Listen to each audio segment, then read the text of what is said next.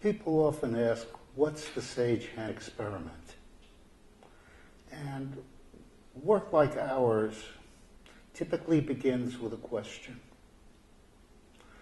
And the question we pose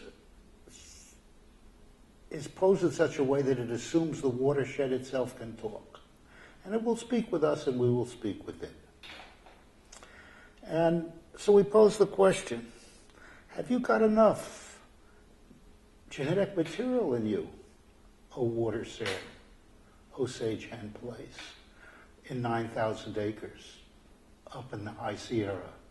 Have you got enough genetic material in you to resist what will happen in the next 50 to 75 years where temperatures rise, fires happen, bark beetle does in your trees, a flood and drought happens, the ice pack disappears, snowpack disappears, and such happens.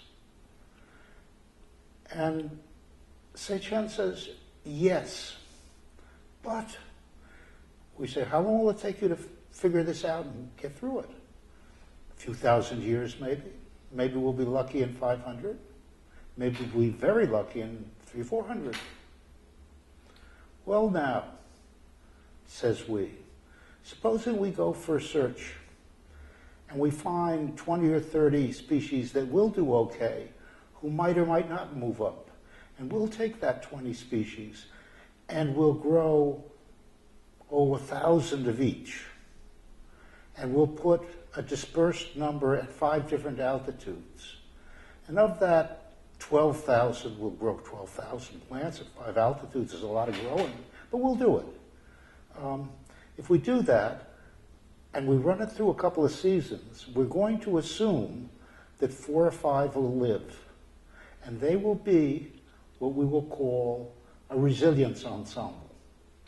And then, when troubles are happening on top, that's who will help move up. Are you okay with that, Mr. Watershed? What makes you think I'm Mr. Watershed? Well now, Mrs. Watershed. Are you okay with that?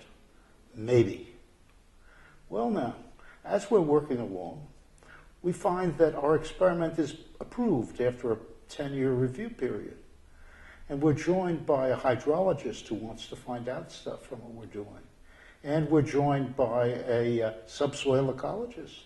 And we're joined by a plant species grouping researcher.